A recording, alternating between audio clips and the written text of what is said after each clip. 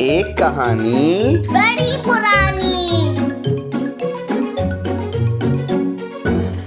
میں بھی پاکستان ہوں۔ کراچی کے مصروف ترین ٹمبر مارکیٹ کو لوگ آج بھی گھاس منڈی یا پرانا حاجی کیمپ کے نام سے یاد کرتے ہیں۔ ٹمبر مارکیٹ میں واقع شمسی برادرز میں میرا دفتر ہے۔ دن بھر گاڑیوں کے شور اور آرا مشینوں کی آواز میں کان پڑی آواز سنائی نہیں دیتی۔ میں جب ظہر کی نماز کے لیے اپنے دفتر سے نیچے اترتا ہوں تو اکثر عمارت کے پھاٹک کے نزدیک بیٹھے 14-15 سالہ لڑکے سعادت کو اپنے جوتے پالش کرنے کے لیے دے دیتا ہوں۔ وہ پرانی چپل کا جوڑا میری طرف بڑھا دیتا ہے۔ میں نماز کے لیے چلا جاتا ہوں۔ واپسی پر میں اس کے لکڑی کے صندوق پر بیٹھ جاتا ہوں۔ سعادت جوتے کو چمکاتے ہوئے بولتا رہتا ہے، صاحب، اپنے پاکستان کی فوج دنیا کی 7ویں سب سے بڑی فوج ہے۔ صاحب جی، ہمارے ملک کے چھوٹے سے علاقے کے ہونہار بچے بابر اقبال نے آئی ٹی میں کیسا نام پیدا کیا ہے۔ صاحب، حاجی ستار ایدھی کو نوبل انعام کیوں نہیں ملتا؟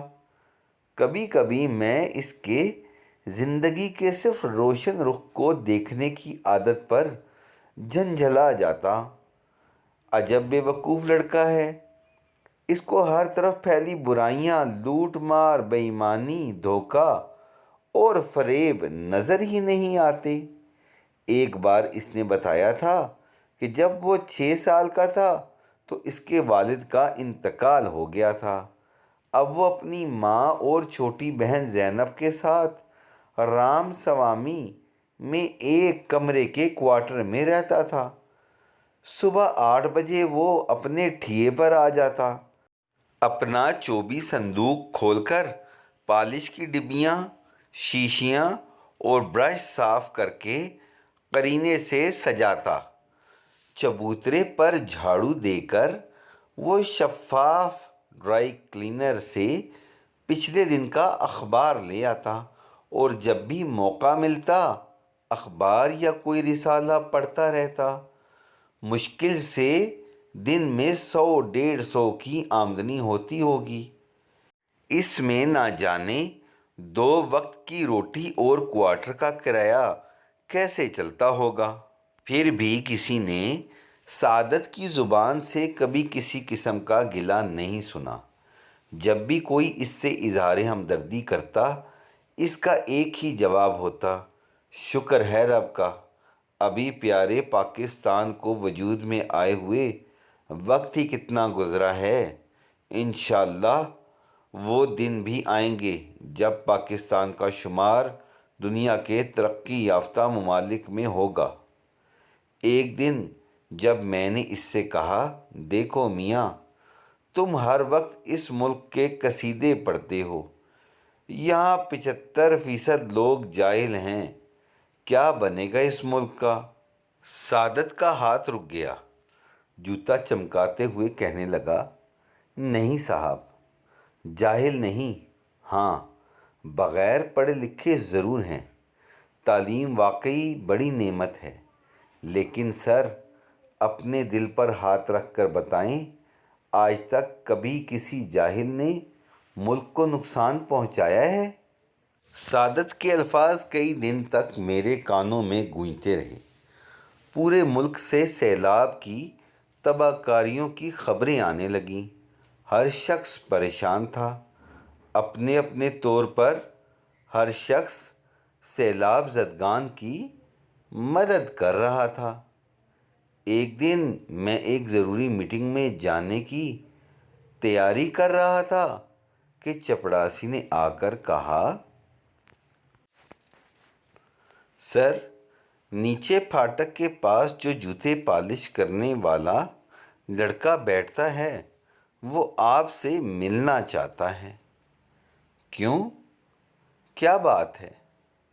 کہہ دو میں مصروف ہوں۔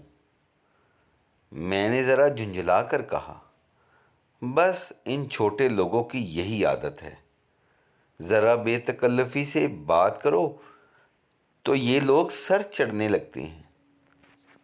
ان کو ان کی اوقات میں رکھنا چاہیے۔ چپڑاسی کو واپس جاتے ہوئے میں نے روک کر کہا، سنو، اسے 100-200 روپیہ دے کر ٹال دو۔ وہ واپس آیا اور کہنے لگا، سر میں نے 200 روپیہ دیے تھے، لیکن وہ آپ سے ملنا چاہتا ہے۔ کیا مصیبت ہے؟ اچھا بلائیں، میں نے جھنجھلا کر کہا۔ سعادت جب جھجکتا ہوا کمرے میں آیا تو میں نے ناگواری سے اس کو سامنے کرسی پر بیٹھنے کے لیے کہا۔ اسی دوران میں نے کچھ رقم ایک لفافے میں ڈال کر اس کو دینے کے لیے دراز میں رکھ لی تھی۔ کیوں میاں، ماں بیمار ہے یا کاروبار چوپٹ ہو گیا؟ میں نے تنزیہ کہا۔ نہیں صاحب، رب کا شکر ہے، سب ٹھیک ہے۔ ایک چھوٹا سا کام تھا آپ سے۔ دیکھو بھائی، نوکری ووکری تو آج کل بہت مشکل ہے، پھر تمہارے پاس تعلیم بھی نہیں ہے۔ نہیں سر، شکریہ، روزی روٹی تو اللہ کے کرم سے چل رہی ہے۔ تو پھر جلدی بولو، مجھے ایک میٹنگ میں جانا ہے، میں نے اکتا کر کہا۔ میں نے دراز کی طرف سے لفافہ نکالنے کے لیے ہاتھ بڑھایا ہی تھا کہ اس سے بیشتر سعادت نے 100 اور 50 کے کچھ بوسیدہ نوٹ میری طرف بڑھاتے ہوئے کہا، سر جی، بلوچستان سے سندھ تک میرے پیارے وطن کا چپا چپا سیلاب میں ڈوبا ہوا ہے۔ بہت سخت وقت ہے میرے بھائیوں اور بہنوں پر۔ میری ماں اور بہن کے پاس تو سوائے دعاؤں کے کچھ بھی نہیں ہے۔ میں نے اپنی روز کی مزدوری سے کچھ رقم جمع کی ہے۔ برائے مہربانی یہ پیسے سیلاب زدگان کے فنڈ میں جمع کرا دیں۔ مجھے معلوم نہیں کہاں جمع کرانا ہے۔ اچھا صاحب، آپ کو میٹنگ میں جانا ہے، خدا حافظ۔ میں اس کو خالی خالی نظروں سے جاتا دیکھ رہا تھا۔ سعادت سنو، یہ تم رکھو، میں اتنی ہی رقم تمہاری طرف سے جمع کرا دوں گا۔ میں نے آہستہ سے کہا، نہیں صاحب، میرے اوپر بھی تو میرے وطن کا حق ہے۔ صاحب جی، میں بھی پاکستان ہوں۔ سعادت آہستہ سے دروازہ بند کر کے چلا گیا اور ایک لطیف مہک سے کمرے کو معطر کر گیا۔